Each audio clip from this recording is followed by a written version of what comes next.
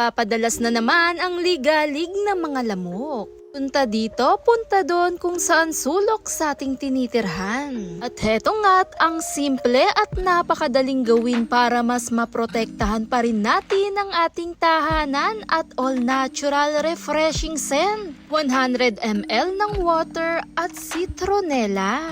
5 to 10 drops of citronella, natural scent, repellent na rin ang dala. Optional eucalyptus, pwedeng gamitin. 10 drops ay pwede na rin. Pwede rin gumamit ng lemongrass oil. Dahil dito all natural, napakaganda gamitin at kakaiba, lalo na yung aroma. At napakasimple alternative sa mga repellent, di gaya ng mamahali, direkta lamang isalin sa spray bottle. Ang langis ng citronella ay makakatulong upang maiwasan ang kagat gaya ng lamok o ligalig sa loob ng ating tahanan. Dahil kapag lumabas, ang aroma nito higit sa lahat kapag inilapat natin to sa ating balat ay pwedeng-pwede. At heto ay isang natural, napakaganda gamitin. Higit sa lahat, relaxing din ang scent na dala. Spray lamang ito sa parting kwarto, pwedeng-pwede sa kusina, sa ilalim ng lababo, sa CR man yan, bintana, abay pwedeng-pwede.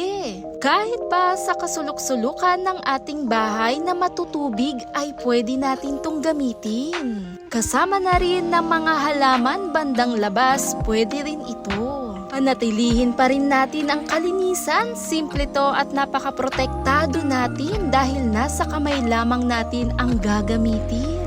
Lalo ngayon, tiyak din naman magugustuhan nyo rin to at heto'y nasa sa atin pa rin pang taboy lamok ngayong tag-init o tag-ulan man yan.